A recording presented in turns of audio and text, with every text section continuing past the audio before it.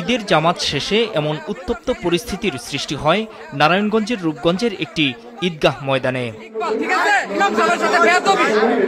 অভিযোগ, BNP chairperson Begum Khaleda জিয়ার নাম উল্লেখ না করে দোয়া করায় ইমামের উপর ক্ষিপ্ত হন ফতুল্লা থানা যুবদলের সাবেক সহ সম্পাদক সৈয়দ হাসান ইকবাল ও তার অনুসারীরা।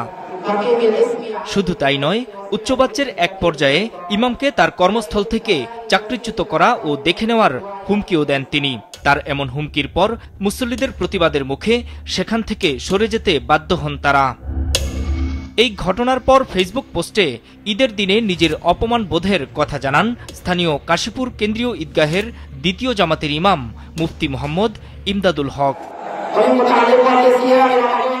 ইমাম জানান, নামাজ শেষে দেশ ও জাতির কল্যাণ কামনা এবং অসুস্থ সবার সুস্থতার জন্যই দোয়া করেছেন।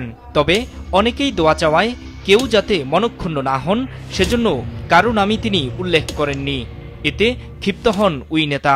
কাশীপুর কেন্দ্রীয় ঈদগাহ ময়দান আছে, ওখানে প্রায় 36টা মসজিদে মুসল্লি ওখানে একসাথে নামাজ পড়ে আর কি। তো ওখানে আমার দ্বিতীয় জামাতের ইমামতির দায়িত্ব ছিল। পরে আমি দ্বিতীয় জামাত পড়ানোর সময় নামাজের আগ মুহূর্তে আমাকে একজন দায়িত্বশীল বসে ঈদগাহ, যে আপনার কাছে দোয়া চাইছে বিএনপির দায়িত্বশীলরা খালেদা জিয়ার জন্য দোয়া করার জন্য বসে। তো আমি নামাজ শেষ করে যথারীতি নামাজের দোয়ার সময় যখন দোয়া করতে বসি তখন দোয়া করছি, বাকি আমি ওনার নাম নেই, আমি বলছি যে অনেকে দোয়া চাইছে অসুস্থতার জন্য, আল্লাহ সবাইকে আপনি সুস্থতা দান করেন, এভাবে দোয়া করছি। নাম নিতে গেলে তো অনেকের নামে নিতে হয়, আর অনেকে দোয়া চাইছে। তো নাম যদি আমি একজনের নেই, অন্যজনের না নেই, সেখানে তো অনেক অসন্তুষ্ট হইব।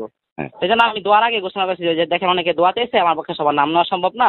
আমরা যারা দোয়া দিচ্ছি সবাই যেন আল্লাহ তাআলা যে উদ্দেশ্যে দোয়া চাইছে আল্লাহ যেন সবার দোয়াকে কবুল করে, এভাবে বলে আমি দোয়া করছি। যাই হোক, দোয়া শেষে আমি যখন উঠে গেছি তখন যাইতেছি, তখন নাকি ওই বিএনপির ইকবাল উনি আমাকে থামাইছে, বলতেছে ভাই হুজুর আপনাকে বললাম দোয়া করতে, আপনার কেন দোয়া করলেন না? আমি বললাম ভাই আসলে আমি তো দোয়া তো করছি, আমি তো ওনার অসুস্থতার জন্য দোয়া করছি। তো আমি বললাম যে ভাই আমি তো নাম নিই না, কিন্তু আমি দোয়া তো আমি করছি, আর নাম কেন নিলেন না? হ্যাঁ, আপনি কোথায় চাকরি করেন? আপনার চাকরি আমি খাইয়া দিব। হ্যাঁ, বলছি ঠিক আছে, আপনি চাকরি যদি খাইয়া দেন তো খাইয়া দেন, সমস্যা নেই।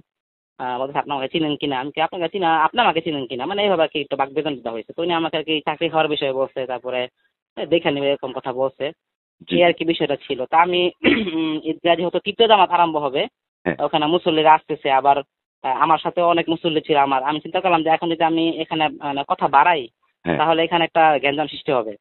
আর যেহেতু ঈদের দিন আমিও চাই না যে কোনো গ্যাঞ্জাম হোক, আমি কথা না বাড়াই আমি চলে আসি।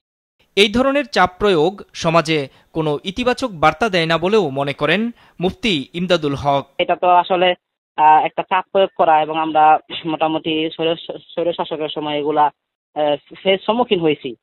এখনো যদি এটা আবার সম্মুখীন হয়, এটা তো আসলে দুঃখজনক। এই জন্য আমি আশা ইচ্ছা দিচ্ছি যে আসলে এই ঘটনা ঘটছে, এটা আমার সাথে হয়েছে, আমি যা বিচার চাই। অবশ্য বিষয়টি নিয়ে গণমাধ্যম ও সামাজিক যোগাযোগ মাধ্যমে সমালোচনার মুখে ক্ষমা চেয়েছেন ওই যুবদল নেতা। পরে নিজের ফেসবুক পেজ থেকে ওই স্ট্যাটাস সরিয়ে নিয়েছেন বলেও জানান ইমাম।